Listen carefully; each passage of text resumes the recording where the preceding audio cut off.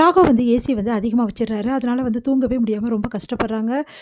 நம்ம வந்து அபி அதை பார்த்துட்டு ராகவ் வந்து ரொம்ப கஷ்டப்படுறாரு. உடனே வந்து கம்மி பண்ணி வைக்கிறாரு.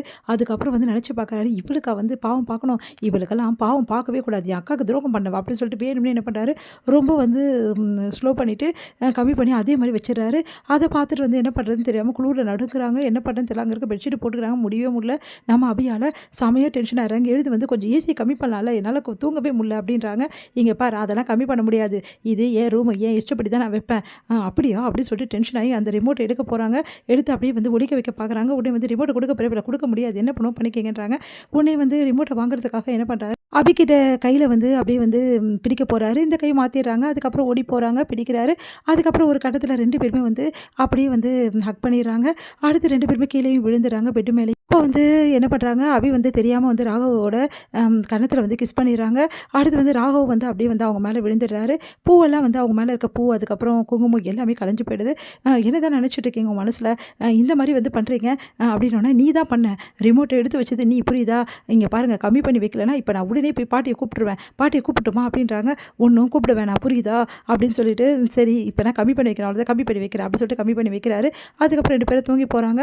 காலைல எழுந்து வந்து என்ன பண்ணுறாங்க, அபி வந்து வெளியே வராங்க. அபியை பார்த்தோன்னே வந்து ஒன்றும் புரியாமல் அனு ஓடி வராங்க. அபி முதல்ல குளிச்சுட்டு வெளியே பா அபி அப்படின்றாங்க. குளிச்சுட்டா, ஏன் அனு, எனக்கு டயர்டாக இருக்குது, முதல்ல ஒரு காஃபி குடிச்சிடுறேன், அதுக்கப்புறம் போய் குளிச்சுட்டு வரேன், அதெல்லாம் ஒன்றும் தேவை, எனக்கு முதல்ல போய் குளிப்போ, எப்படி இருக்க பாரு அப்படின்னோடனே, எப்படி இருக்கேன் அப்படின்றாங்க. உடனே அந்த டைமில் சுந்தரி வந்துடுறாங்க. பார்த்து அதிர்ச்சி அடைகிறாங்க.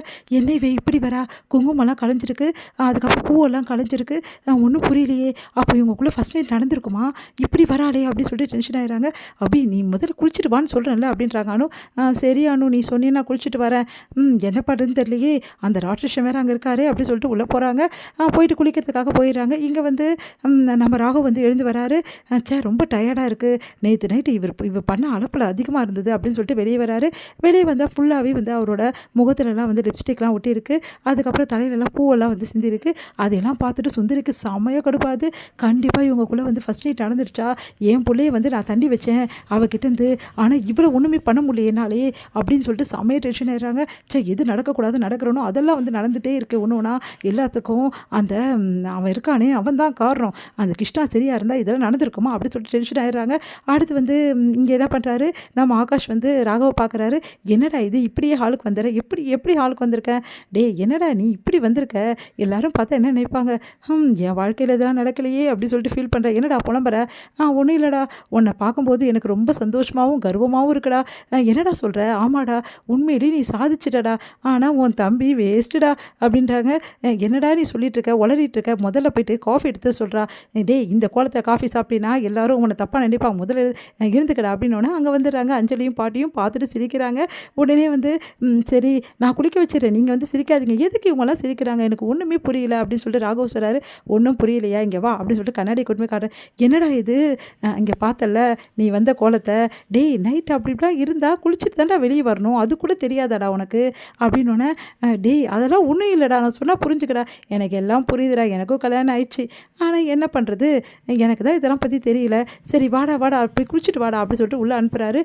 எல்லாம் இந்த அபியால் தான் வந்துச்சு, எல்லாரும் என்னை தப்பாக நினைக்கிறாங்க அப்படின்னு சொல்லிட்டு என்ன பண்ணுன்னு தெரியாமல் யோசிச்சுட்டு இருக்காரு. இங்கே அபி வந்து ரொம்ப நேரமாக குளிக்கிறாங்க, வெளியே வர மாட்டேங்கிறாங்க. அபி வெளியே வர புரிய இல்லையா, நான் முக்கியமான வேலை குளிச்சுட்டு இருக்கேன், சும்மா தொல்லை பண்ணாதீங்க அப்படின்ற, எவ்வளோ நேரம் நீ குளிப்ப, எவ்வளோ நேரம் நான் வெளியே நிற்க முடியும், இந்த கோலத்தோடு நான் நிற்கிறதோட சும்மா இருக்கலாம், எல்லாம் ஒன்றால் தான் வந்துச்சு, என்னால் என்ன வந்துச்சு அப்படின்றாங்க. நீ இப்போ வெளியே வா உன்னை பார்த்துக்கிற அப்படின்னு, ஐயோ வெளியே போனால் பிரச்சனை பண்ணுவாரோ, நம்ம உள்ளவே இருக்கலாம் அப்படின்னு சொல்லிட்டு அபி வேணும்னே வந்து ரொம்ப டைம் வேஸ்ட் பண்ணுறாங்க. ஐயோ இப்படி பண்ணுறாளே அப்படின்னு டென்ஷன் ஆகுறாங்க. கதவை திறக்கிறாங்க அபி, அப்படியே வந்து ராகவ் வந்து டென்ஷனாக அப்படியே நிற்கிறாரு. அபி விழ போகிறாங்க, ராகவ் தாங்கி பிடிக்கிறாரு.